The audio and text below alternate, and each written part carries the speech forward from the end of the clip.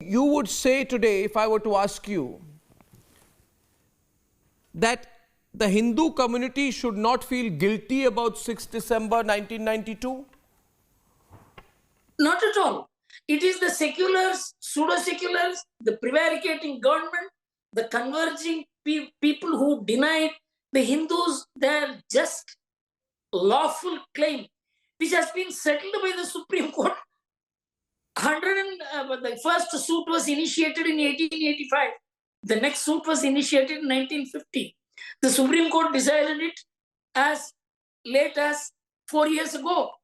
And what the Supreme Court settled was always the fact. And it was a unanimous decision.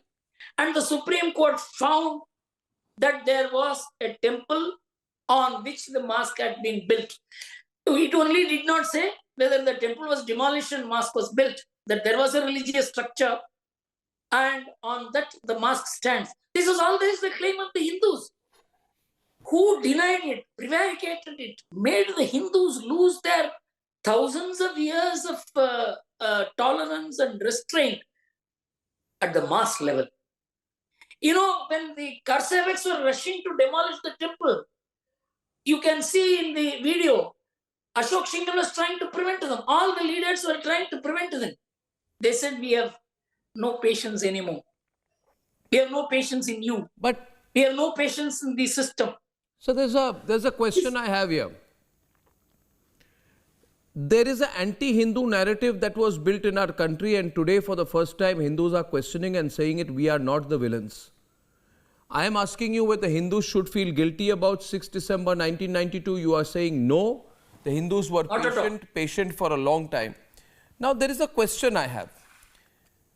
Was the structure which was demolished a mosque at all? Is the question. A controversial question, but it must be asked. Because the Prime Minister Narasimha Rao said in his speech that was telecast on Doordarshan on the night of 6th December 1992 that what was demolished was a mosque. Whereas, on the contrary, the white paper issued by the Government of India, on the very first page of that white paper admits, and I quote, that in effect, from December 1949 till 6th December 1992, that whole structure had never been used as a mosque. So by that logic, that structure was not a mosque. But we keep talking about the demolition of a masjid. And the Congress kept saying that what was demolished was a mosque, whereas their own white paper says it was not used for almost half a century as a mosque. So why was it referred to constantly as a mosque? Why did Congress say what was demolished was a mosque, and because of this the RSS has to be banned, etc.? No, it's not just ban on RSS. It's a very incidental aspect of it, because RSS was banned only in 1948 and then in 1975 RSS is used to ban. And the ban has had no impact at all on the RSS, because the RSS is rooted in the basic values and truth of India, whether you accept it or not. Otherwise, an organization cannot withstand this kind of might of great leaders and political forces and the entire politics converging against them. There is a spirit. So RSS ban is a very small part of the whole thing.